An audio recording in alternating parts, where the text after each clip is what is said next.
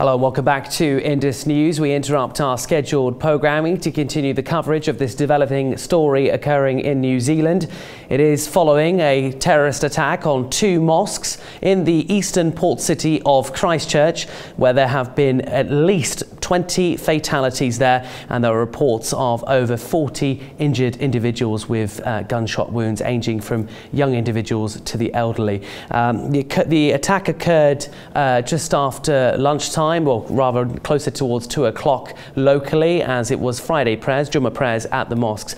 We are going to be joined now though by Dr. Abdul Malik. He is the High Commissioner for Pakistan in New Zealand. Dr. Malik, great to have you with us here on Indus News. You have of course emerged yourself in the community representing Pakistan in New Zealand. You have diplomatic relations and understand the New Zealand government. This must be a huge impact for the local community there and for the New Zealand government. Yes, of course. It was certainly one of the darkest days in the New Zealand history, and it has really impacted all of the New Zealand people themselves, and particularly those who have been attacked. I mean the Muslim community. We are deeply shocked what has happened today, and this was unprecedented in the history of New Zealand. Just recently, in the past hour, Pakistan's Prime Minister Imran Khan has tweeted in 2 tweets, if I may just share them with you and our viewers. He said, "I am shocked and strongly condemn the Christchurch, New Zealand terrorist attack on mosques. This reaffirms what we have always maintained, that terrorism does not have a religion, and prayers go to the victims of their families." In a second tweet, he also said, "I blame these increasing terror attacks on the current Islamophobia post 9/11, where Islam and 1.3 billion Muslims have collectively been blamed for any act of terror by a Muslim. This has been done deliberately to also demonize legitimate Muslim political struggles." And just to give context to our viewers, this attack has occurred with 4 now in custody, who are described as 3 white and 1 female white individual who have affiliations to right-wing extremism, and they're right-wing terrorists. So, Dr. Malik, what are your thoughts on Prime Minister Imran Khan's tweets there? Do you agree with that consensus that the community has been demonized? I would tend to agree what the Prime Minister Imran Khan has said. This is very unfortunate. So far, the international community has not been able to recognize, of course, that the terrorism has no religion. It has no geographical country or no place. It is common now, and this is another incident of right-wing extremism. And there is, like the Prime Minister of New Zealand has said, the extremism has to be condemned, and it has no place in New Zealand. And this is very unfortunate, as I mentioned before. But I think this could be a wake-up call for New Zealand as well, that they have been considering themselves far away from other world, and probably considering themselves very clean and green and having no such terrorism the roots. But the thing are that no country is now safe, and terrorism is now everywhere, and the international community has to make joint efforts to root out this menace from the world. As you say, it has given them a wake-up call, as you say, and the terror level, the threat level has been raised from low now to high. Consequently, we've seen Muslim places of worship, the mosques, have now been closed following an update from the police as to when it will be established as to when it's safe for them to return.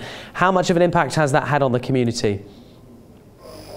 Of course, if you can imagine, the Muslims, they are feeling a bit scared of this whole episode, and because the police has given instructions to Muslims not to go to the mosque, and of course, it has a very negative impact on the Muslim community, which always looked towards New Zealand as a safe country, and nobody could have imagined that this can happen in New Zealand. And this unfortunate incident has actually really shattered the whole Muslim community in particular.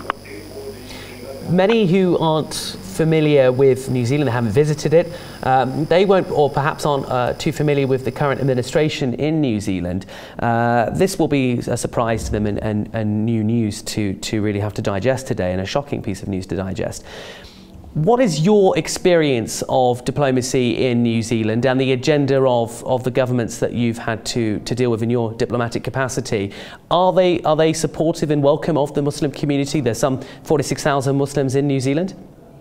The government policy has been like they take pride in being the multicultural and diverse society. So the government has always been like encouraging the more interaction amongst the communities and among various ethnic groups. I think it has been a considered effort by the government to improve the inter-ethnic relationship. So the government, I think, has making its own efforts to improve the harmony between various communities in New Zealand, and they are doing their best. But unfortunately, I think what they overlooked was that the terrorism has its roots in New Zealand as well. So probably they didn't consider that there are terrorism and extremism also in New Zealand probably. So that's what I'm saying, that it can be considered a wake-up call for New Zealand as such.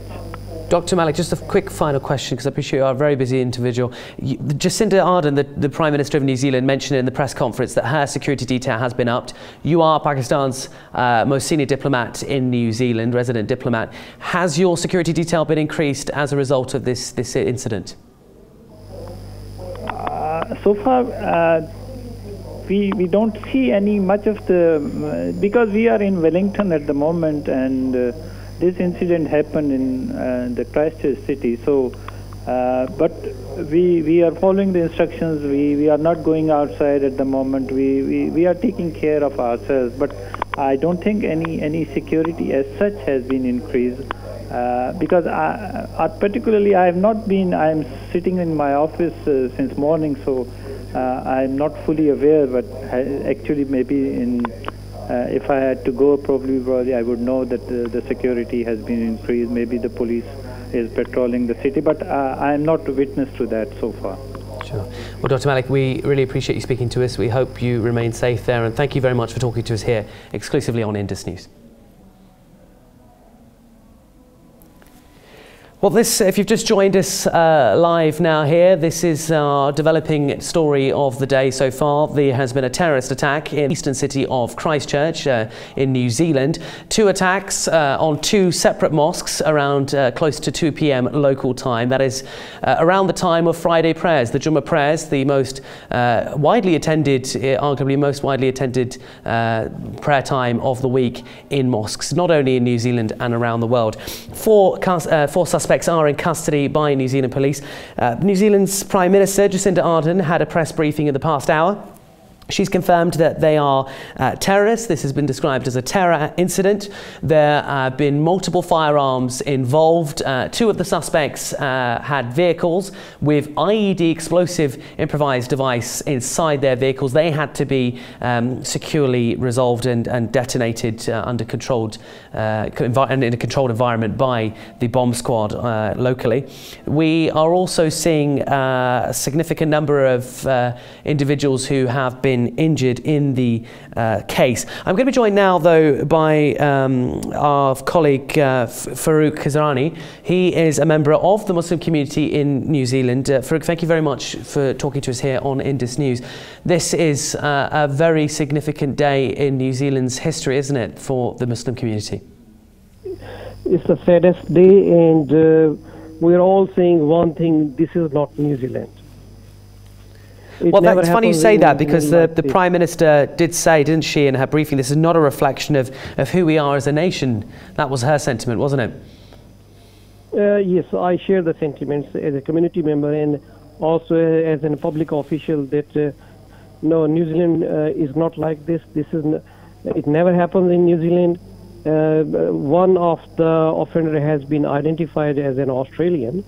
And my take is that perhaps all the intelligence communities And all these politicians, they have focused so much on Islamic terrorism, and they have completely forgotten the opposite side. And these people, they slip through the very stringent border checks in New Zealand, because we are an island. Everything comes from either from air or through sea. So somehow they slipped those weapons which are completely banned in New Zealand. Interestingly, though, Scott Morrison, Australia's Prime Minister, in the past hour or so gave a press statement, and he also labelled this a terrorist event. And he labelled one of the suspects, who has been identified and is being widely shared on social media as Brenton Tarrant. He labelled him, and I quote, an extremist, right-wing, violent terrorist. It does beg the question, how did they enter New Zealand, and how were they able to orchestrate such an attack in broad daylight? No, the thing is, because we have trans-Tasman contract, and that means that citizens can fly very easily between New Zealand and Australia. And same is for New Zealand citizens. We go over there are not many checks. But I think because of just one or two criminals like these, monsters, I would say, like these, we cannot put the whole community in jeopardy.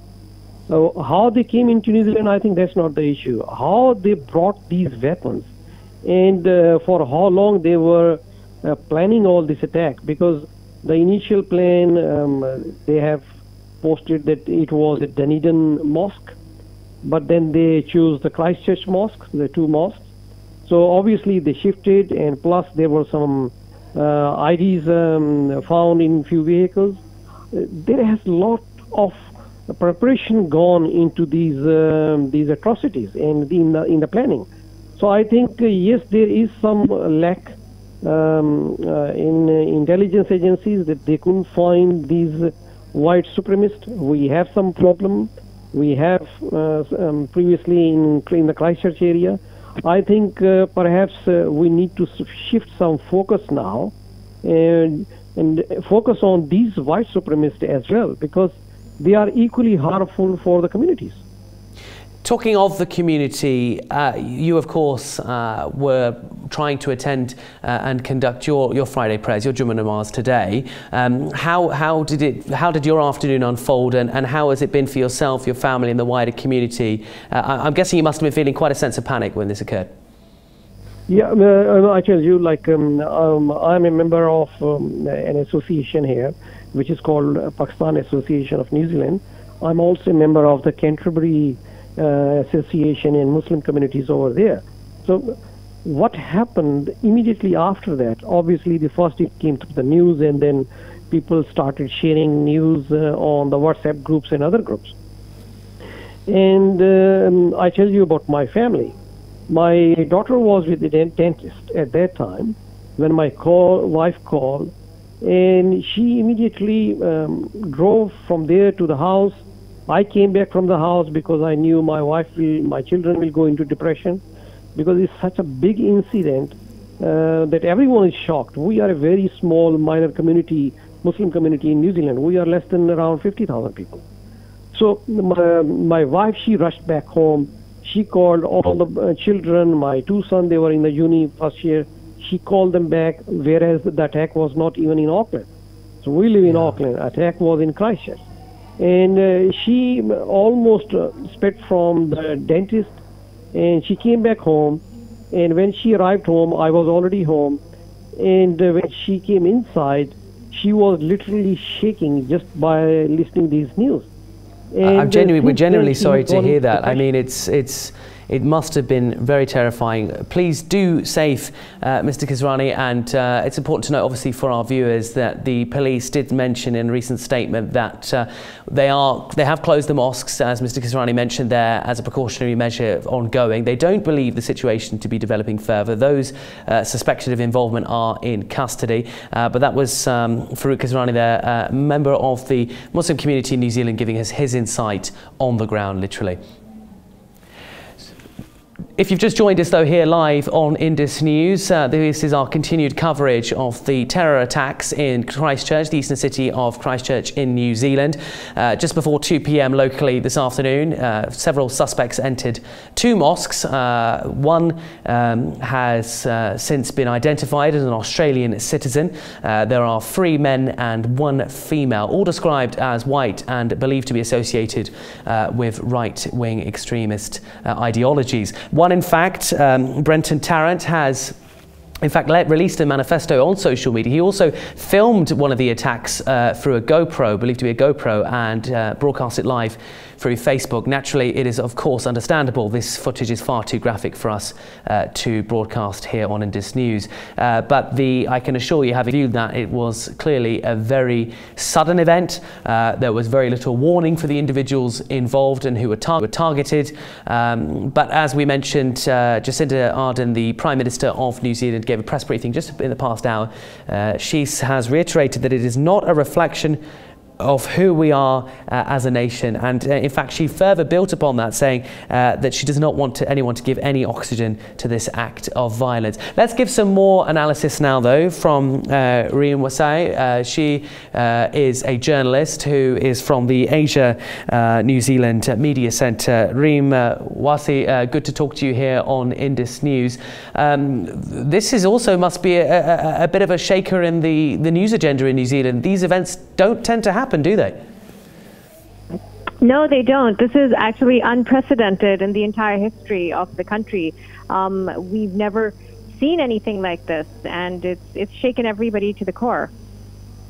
Reem, you've covered obviously stories not only in New Zealand but throughout the world, and you know firsthand what it can be like when these situations develop. But it does really seem to have shocked and shaken the political system, and it seems to have shaken and shocked leaders around the world. But many would argue this is just the consequence when you have continued statistically proven increases in the likes of Islamophobia and anti-Semitism and racism as a whole, no? Yes, but it is very important to note here that whilst this question and the sentiment may be, it might be prevailing or pervasive worldwide, it really isn't the case here in New Zealand. I mean, even the gunman who has been, there are 4 people who've been arrested, but the main gunman was not a Kiwi. He was not a New Zealander. He's an Australian. I mean, this is something that no Kiwi would own. From what I have seen, I've been here 2 years. This is something that no Kiwi, no New Zealander would own or would ever think would ever be part of their country. And as someone who is an immigrant to the country, I just can't imagine this thing happening here. And it's unprecedented. In terms of the suspects in custody, we know there are 3. One is female, making a 4th. We know one of them, as you just mentioned rightly, is an Australian named on digital media as Brenton Tarrant. Do we know anything more about the other 3? News is unfolding, but we don't. From what I've been seeing so far, we don't know anything about the others, any details about the others. But things are just unfolding very fast, and the news keeps ticking over. So no, we don't know anything yet. It appeared from the footage that it was clearly a very, very violent incident, as a terror attack always is. But this was quite, it seemed that they didn't have any real reaction or opportunity to react. It happened very suddenly. And yet it occurred broadcast through Facebook Live. As of yet, from what we've seen, there's not been any particular reaction from Facebook itself. But surely this now questions the role of social media, as this isn't the first time a terror incident has been streamed live, is it? No, it's not. It's not. And we've seen this happen. This has happened many times in the United States as well, where social media tools have been used to sort of, stream these kind of terror, right-wing terror agendas and acts. And it's just, when you're talking about reaction time, there isn't a question for reaction time, because as I said before, this kind of thing is unprecedented. This is the kind of place where you actually go to bed at night with your doors open, your windows open.